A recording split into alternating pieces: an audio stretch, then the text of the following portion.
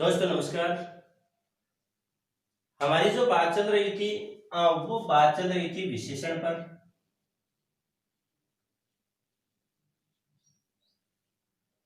और विशेषण में हमने जो पढ़ लिया था वो पढ़ लिया था विशेषण की परिभाषा। वहीं पर हमने पढ़ लिया था प्रविशेषण। और विशेषण के जो सामान्य दो भेद बताए थे, यानी कि विशेषण के प्रयोग के आधार पर एक तो उद्देश्य विशेषण और दूसरा था विधेय विशेषण।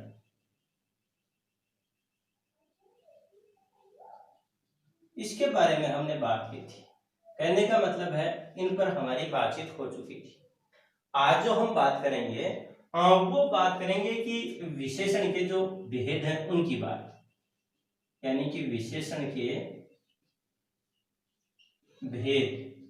और विशेषण के भेदों की अगर हम बात करें तो हमारी बातचीत पहले हो चुकी थी, जिसमें जैसे गुणवाचक विशेषण,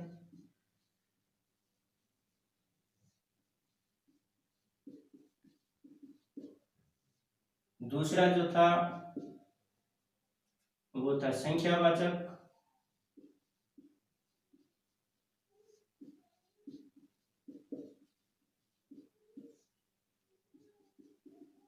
तीसरा जो विशेषण था परिमाणवाचक,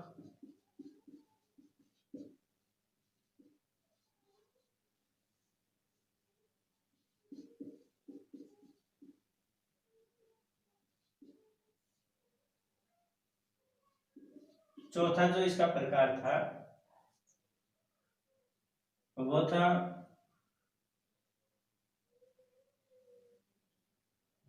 व्यक्तिवाचक,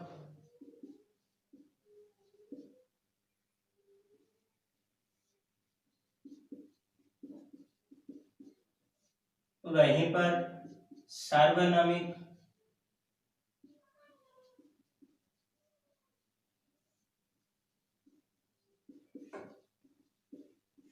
और विभागवाचक। हमारी जो बात ये भी हो गई थी कि मूल जो भेद हैं वो तो यानी कि इसके चार हैं, लेकिन कई विद्वानों ने यानी कि इसके 6 भेद भी बता दिए, जिनमें जैसे कि गुणवाचक, संख्यावाचक, परिमाणवाचक और सार्वनामिक।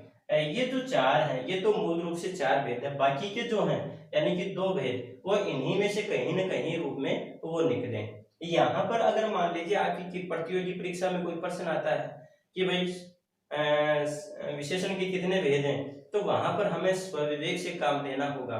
क्यों? क्योंकि मुख्य रूप से तो 4 हैं, कई किताबों में 5 दे रखा है तो कई पर 6 दे रखा है। इसलिए वहां विकल्प को अपने उस यथास्थिति को ध्यान में रखते हुए ही अपने को निर्णय लेना है। मूल रूप से जैसे 6 कई जगह यानी कि 5 भी माने गए, विभाग जो वाचक है उसको नहीं बताया गया, नहीं क्या, यानी कि उसको यहीं पर एक तरह से जैसे ये संख्यावाचक विशेषण वगैरह इन्हीं में कहीं ना कहीं समाहित कर दिया। पर हम विस्तार से इन सभी के बारे में बात करेंगे। और सबसे पहले जो हम बात करेंगे आज वो बात करेंगे गुणवाचक विशेषण के बारे में। सबसे पहले हमारी जो चर्चा होगी वो होगी गुणवाचक विशेषण के बारे में। और गुणवाचक जो विशेषण है उसकी सबसे पहले हम लेंगे परिभाषा। गुणवाचक विशेषण, सबसे पहले इसकी परिभाषा। अब परिभाषा में देखिएगा, जैसे परिभाषा जो है उसको देखिए,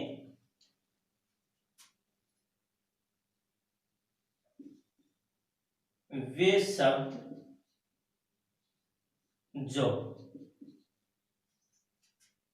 संज्ञा या सर्वनाम के गुण, रंग, आकार, दशा, स्थिति आदि का बोध कराते हैं।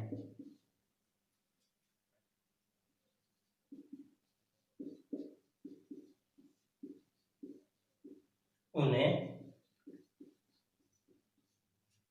गुणवाचक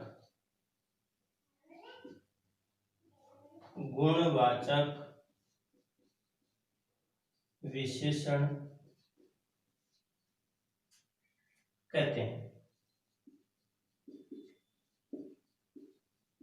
गुणवाचक विशेषण कहते हैं यानी कि वे शब्द जो संज्ञा या सर्वनाम के गुण, रंग, आकार, दशा, स्थिति आदि का बोध कराते हैं। इसी बात को यूं कहते हैं कि वे शब्द जो संज्ञा सर्वनाम की गुण, रंग, आकार, स्थिति की विशेषता बताते हैं। इस बात को अगर हम यूं भी कहते हैं ना कि इनकी विशेषता बताते हैं, विशेषता बताते हैं, उन्हें क्या कहते हैं? गुणवाचक विशेषण कहते हैं। यानी कि ये बात हुई इसकी परिभाषा के रूप में। अब हम आगे जो बात करेंगे इसको थोड़ा सा विस्तार से समझते हैं।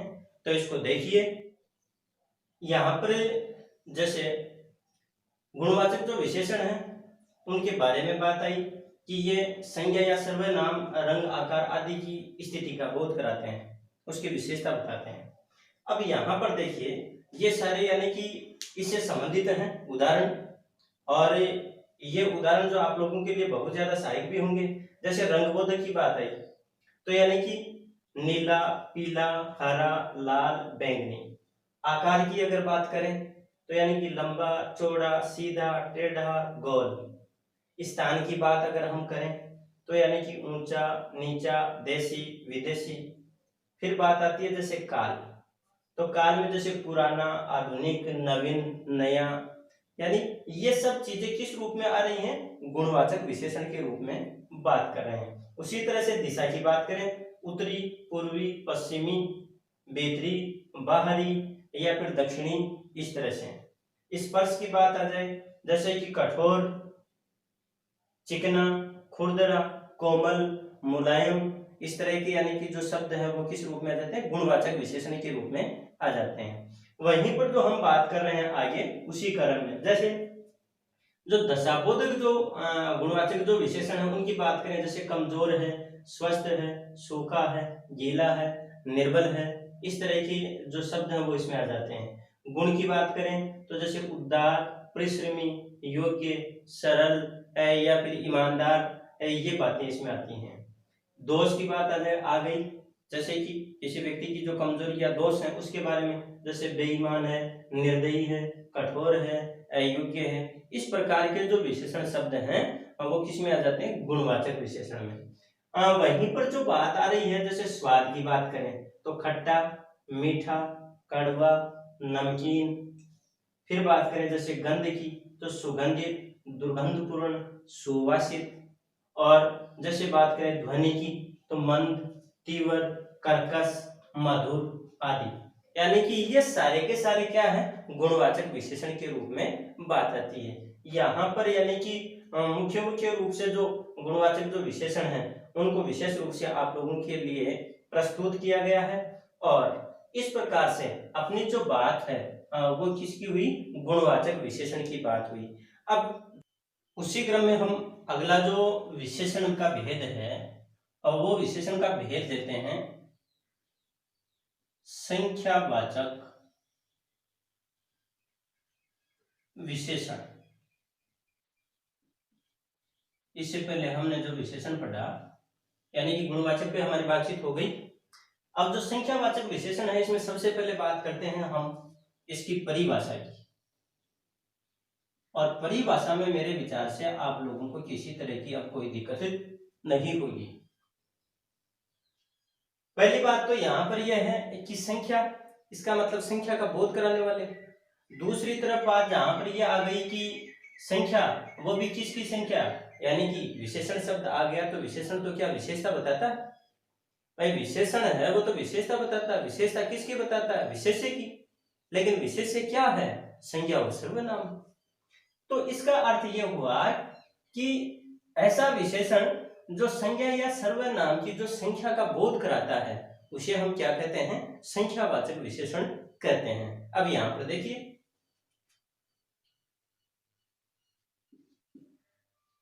वे शब्द, यहां पर वे शब्द का मतलब है विशेषण शब्द, वे शब्द जो संज्ञा या सर्वनाम की अर्थात विशेष्य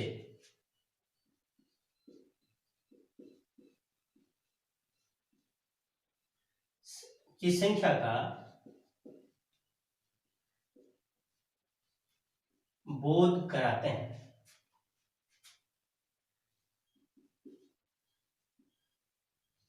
बोध कराते हैं, उन्हें संख्यावाचक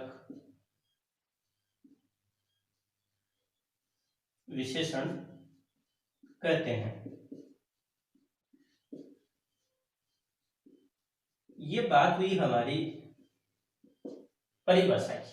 वे शब्द जो संज्ञा या सर्वनाम अर्थात विशेष्य की संख्या का बोध कराते हैं उन्हें संख्यावाचक विशेषण कहते हैं।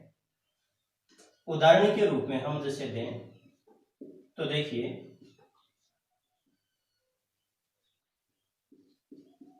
5 व्यक्ति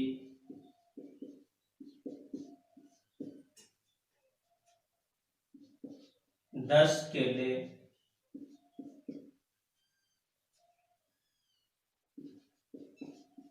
2 गायें आदि। यहां पर बात यह है जैसे 5, 10, 2 ये सभी संख्याएं हैं, और यहां जैसे व्यक्ति हो गया, केले हो गया, गायें हो गया, ये क्या है, विशेष्य। इसको विशेष्य कर दो या चाहे फिर जैसे कि संख्या की बात आ गई तो संज्ञा। अब यहाँ इनकी विशेषता बता रहे हैं इसलिए क्या है, ये विशेषण है। यहाँ पर आगे वाली जो बात करें वो बात यह है कि जो संख्यावाचक विशेषण है इसके दो भेद होते हैं, और दो भेदों में यानी कि एक तो होता है जैसे भेद, एक तो है निश्चित संख्यावाचक विशेषण,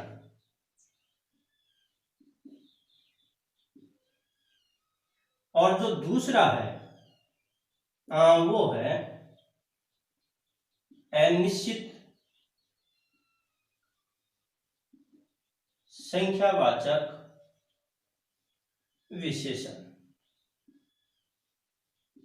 दो चीजें हो गई, एक तो निश्चित संख्यावाचक विशेषण और दूसरा है अनिश्चितवाचक संख्या विशेषण।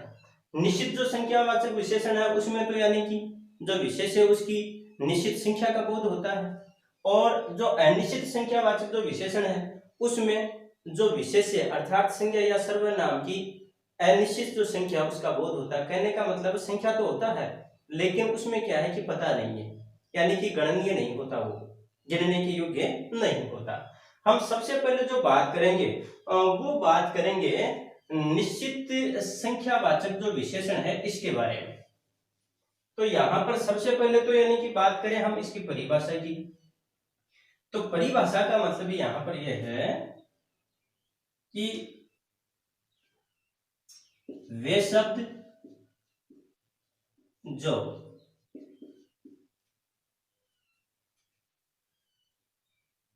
संज्ञा या सर्वनाम अर्थात विशेष्य की निश्चित संख्या का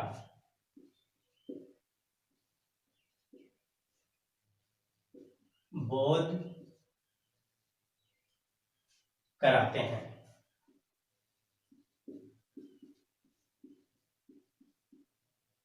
उन्हें निश्चित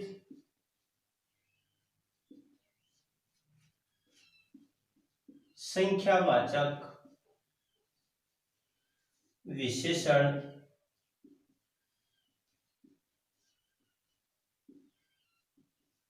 कहते हैं। यहां पर ज्यादा मतलब परेशान होने की जरूरत नहीं है, सीधी सी बात यह है, निश्चित संख्या होगी 5, 10, 15, 20 जो भी है, या पहला, दूसरा, तीसरा, इस प्रकार से एक निश्चित संख्या होगी। और निश्चित संख्या आने का मतलब यह है कि वो निश्चित संख्यावाचक विशेषण है। अब निश्चित संख्यावाचक जो विशेषण है इसके भी कई भेद हैं। अब इन भेदों को देखिए, यानी कि इसके जो विभिन्न जो भेद हैं, निश्चित संख्यावाचक जो विशेषण है उसके भी कई क्या हैं, उपभेद हैं। अब इन उपभेदों को समझिए और इसी संदर्भ में आगे लेते हैं हम। अब उदाहरण के रूप में यहाँ पर जैसे कि निश्चित संख्यावाचक जो विशेषण है उसमें सबसे पहले हम लेते हैं संख्या बोधक या गणना बोधक। अब संख्या बोधक या गणना बोधक का मतलब यह है कि एक निश्चित संख्या का बोध हो या फिर जो भी विशेष्य है उसकी निश्चित गणना की जा सके, उसकी संख्या है उसकी गणना की जा सके। अच्छा, इसमें भी क्या है कि दो भेद हैं, जैसे कि एक तो हो गया पूर्ण संख्या और दूसरा हो गया अपूर्ण संख्या। यानी कि पूर्ण संख्या में तो निश्चित संख्या आएगी। अब जैसे कि यहाँ पर 3 व्यक्ति, 2 किताब, 5 पेन, 10 भेड़, 50 गायें, इस प्रकार से। और दूसरा क्या है, यहाँ पर जैसे अपूर्ण संख्या बोधक है तो इसमें निश्चित जो संख्या उसका बोध नहीं, यानी कि पूर्ण संख्या नहीं होगी, अपूर्ण होगी। जैसे कि सवा, ढाई, इस तरह की चीज नहीं क्या, जैसे कि इन शब्दों को मतलब जैसे 250 रुपए है, सवा रुपया है, इस प्रकार से। उसके बाद में यानी कि निश्चित संख्यावाचक जो विशेषण है इसमें जो दूसरा है यानी कि क्रमवाचक विशेषण, इसमें एक निश्चित क्रम का बोध होता है, विशेष्य के क्रम का बोध होता है। जैसे कि पहला प्रधानमंत्री, दूसरा भाग, तीसरा मोड़, उसी तरह से जैसे कि चौथा व्यक्ति, पांचवा व्यक्ति, या पांचवा हिस्सा, या चौथा हिस्सा, इस तरह की बातें जो हैं वो किस में आ जाती हैं, क्रमवाचक विशेषण में आ जाती हैं।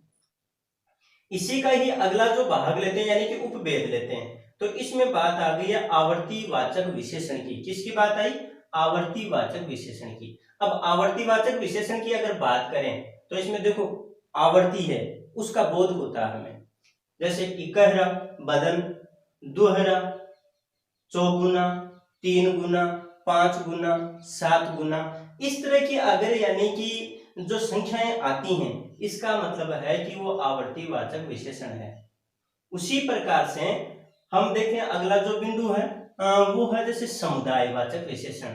अब समुदाय में एक समुदाय विशेष का बोध होता है, यानी कि बहुत सारे जो चीजें हैं या व्यक्ति हैं जो भी या वस्तु हैं, यानी कि उनका एक साथ बोध होता है। जैसे अब देखिए तीनों, चारों, दोनों, पांचों, तो यानी कि जैसे तीनों चोर, चारों व्यक्ति, दोनों भाई बहन, तो इस तरह की जो चीजें आती हैं यानी कि वो किस में आ जाती हैं, इसमें, यानी कि समुदायवाचक विशेषण में। जब ये संख्या की स्थिति आती है तीनों, चारों, पांचों, सातों, आठों, यानी कि तो वहां पर समुदायवाचक विशेषण। उसके बाद में इसी का जो अंतिम उपभेद है वो क्या है, समुच्चयवाचक विशेषण। और समुच्चयवाचक विशेषण में दोस्तों यानी कि एक समुच्चय का बोध होता है। और समुच्चय में जैसे कि यहां पर देखिए जैसे जोड़ा, अब जोड़े में 2, जैसे युगल, युगल में संख्या 2, दर्जन, दर्जन में संख्या 12, सतसई, सतसई में संख्या 700, बत्तीसी, बत्तीसी में संख्या 32, शताब्दी, शताब्दी में संख्या 100। कहने का मतलब है कि इस प्रकार से जो निश्चित जो संख्यावाचक जो विशेषण है उसके अलग अलग भेद हैं। जैसे संख्या बोधक की बात आ गई हमारे सामने, संख्या बोधक में भी पूर्ण और अपूर्ण, फिर क्रमवाचक की बात आ गई, फिर आवृत्ति की बात आ गई, फिर समुदाय की बात आ गई और अंत में समुच्चय की बात आ गई। यानी कि यहाँ पर एक बिंदु और भी दे देते हैं, और वो जो होता है यानी कि जैसे प्रत्येक बोधक, तो प्रत्येक बोधक को कई जगह अलग जिसमें अपन बात भी करेंगे यानी उसको विभागवाचक भी कहते हैं। तो वहां पर अलग अलग जैसे लोगों का जो विद्वान है उनका मत है। यहाँ पर ये जो बात आई है हमारी वो बात है किसमें, निश्चित संख्यावाचक विशेषण के रूप में। अब जो हम बात करेंगे वो बात करेंगे इसी का जो दूसरा भेद है, किसका, संख्या का, संख्यावाचक विशेषण का जो दूसरा भेद है। और दूसरा भेद कौन सा, अनिश्चित संख्यावाचक विशेषण। अब यहाँ पर अनिश्चित संख्यावाचक विशेषण, तो अनिश्चित संख्यावाचक विशेषण में सीधी सी बात यहाँ पर यही है कि जो संख्या है उसका निश्चित बोध नहीं होता। इसको अगर हम परिभाषित करें तो यूं कर सकते हैं कि वे शब्द जो विशेष्य की निश्चित संख्या का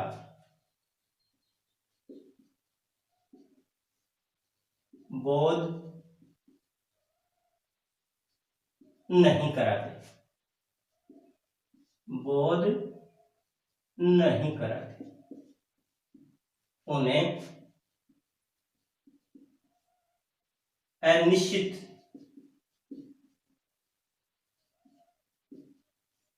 संख्यावाचक विशेषण कहते हैं।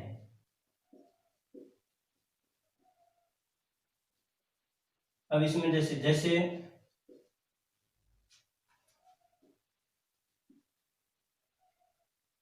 कई, कुछ, सब, सैकड़ों आदि।